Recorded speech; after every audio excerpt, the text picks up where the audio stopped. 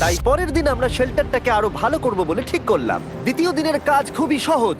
আমরা একটা বড় আর রেন প্রুফ শেল্টার তৈরি করব। আমাদের আরো কমফোর্টেবল সিট চাই, কারণ আমার পিছন ব্যথা হয়ে গেছে, আর একটা ভালো আগুন জ্বালানোর জায়গাও চাই। আমারও পিছন ব্যথা হয়ে গেছে।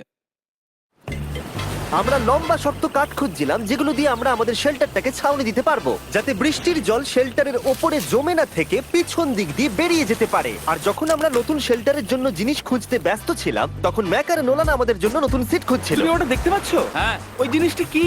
দেখে তো মনে হচ্ছে ওটাতে বসে বেশ আরাম হবে। আরে এটা তো বয়া। ও, এখানে একটা নেটও রয়েছে। এই নেটটা দিয়ে আমরা মুরগি ধরতে পারবো কিন্তু।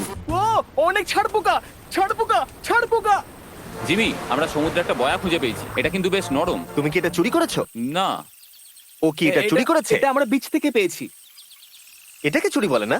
ও, এটা তো দারুণ। ঠিক আছে, এটা কাজে লাগবে। বাকি পুরো দিনটা আমি শেন আর চ্যান্ডেলার শেল্টার তৈরি করতে কাটিয়ে দিলাম। হ্যাঁ, ঠিক হচ্ছে, ঠিক হচ্ছে। এখানে এখনো রোদ আছে, কারণ সূর্য অনেকটাই নিচে, কিন্তু বেশিরভাগ সময়টাতেই এখানে ছায়া থাকবে। ওদিকে ম্যাক আর নোলান নারকল পাড়ছে।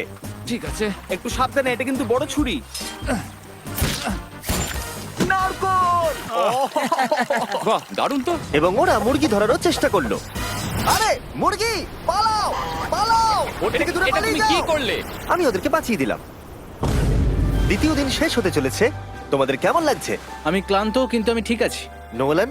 অসাধারণ। আমার মনে হয় সবাই একমত হবে আমরা যা ভেবেছিলাম তার থেকে বেশি ভালো কাজ করছি, কিন্তু যেটা আমি একদমই ভাবিনি, রাত্রি বাড়ার সাথে সাথে পরিস্থিতি আরো খারাপ হয়ে যাবে। কিন্তু এখন তোমরা যদি ভাবো আমরা জলে কেন নেমেছি, তাহলে চ্যান্ডেলারকে দেখো। কারণ এভাবে স্নান করা ছাড়া আমাদের আর উপায় নেই। পানীয় জল রান্নার জন্য ব্যবহার করতে হবে, ডিহাইড্রেশনের হাত থেকে বাঁচবার জন্য নয়। তোমরা জানতে চাও আমি কি লক্ষ্য করেছি বয়েজ? কি লক্ষ্য করলে?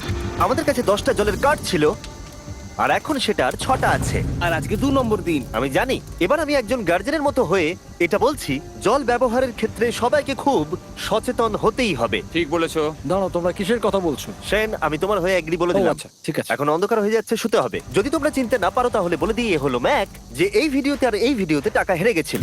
ও গত 2 মাসে এই চ্যানেলেতে প্রায় $1.5 মিলিয়ন হেরে গেছে।